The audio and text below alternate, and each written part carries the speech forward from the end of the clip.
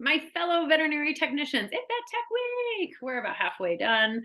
I'm hoping that your hospitals are spoiling you rotten. I hope your patients are being nice to you. Cats are running into your arms, purring, and they love you. I'm hoping this week is treating you very well. I wanted to just say hello and also just very briefly give you some career advice that I wish I had known in my younger years. First and foremost, why did you go into this profession? Because you love animals probably more than people. There's no shame in saying that. Listen, if you were in human medicine, that'd be a different story because that would be a little weird that you were saying that considering you work with the actual species you're treating every day. But we don't. So we can go ahead and safely say that. The thing is that there's another reason why you went into veterinary medicine. You want to help heal them and save them. We want to alleviate pain. You want to alleviate suffering. You want to increase and keep that pet owner bond strong because you know how beautiful it is to have an animal in your life, whether that be from equine to livestock to exotic to, small companion animal, whatever it is, you know how beautiful animals are. And so you went into veterinary medicine. Here's the thing that you have to remember. This career is going to take you on highs. It's going to take you on some lows. There's going to be days that you wonder why you are absolutely in this profession at all.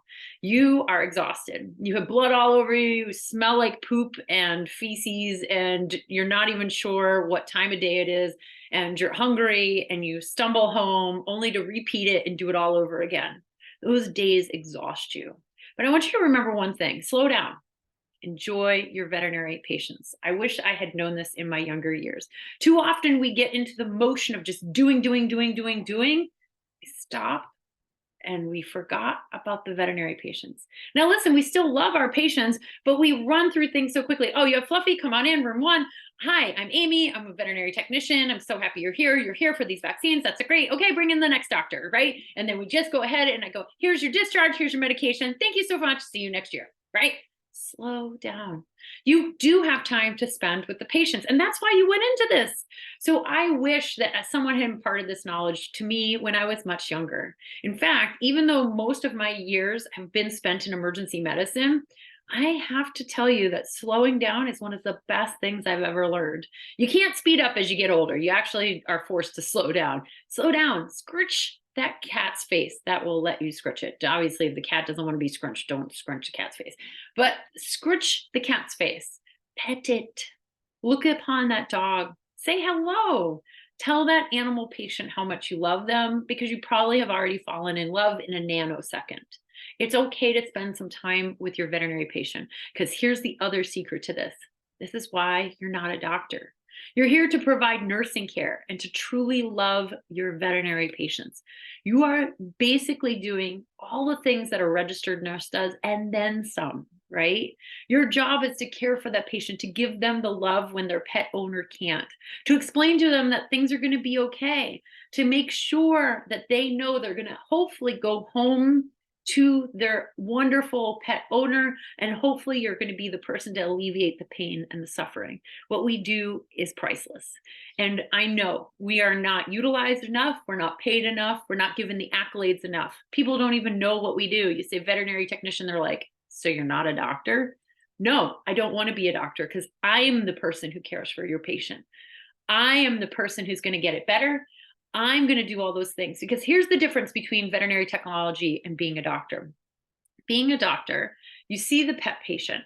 You decide to write a bunch of treatments up and you go ahead and decide, maybe it's this, maybe it's that, maybe it's gastroenteritis, or maybe it's got a foreign body. I'm going to write up a bunch of things for a veterinary technician to do. And then you're going to go ahead, write those things up and go on to the next patient. Does that make the pet patient better? No. So who does those things?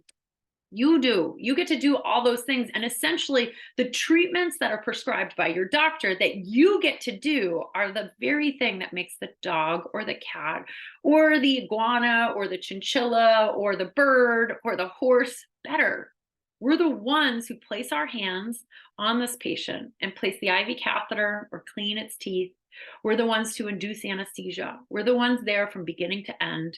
And pet owners don't realize how important we are. So thank you for everything that you do in this week. And no matter what happens in your profession, I want you to remember the one thing that you will always have. Those beautiful animals will always be available for you to care for, and the medicine will always be there. So when the veterinary profession brings you in an all-time low, I want you to find solace and happiness by touching and loving your animal patients, because that will ground you into the very reason why you went into this field. Thank you for everything that you do, and keep on being a unicorn.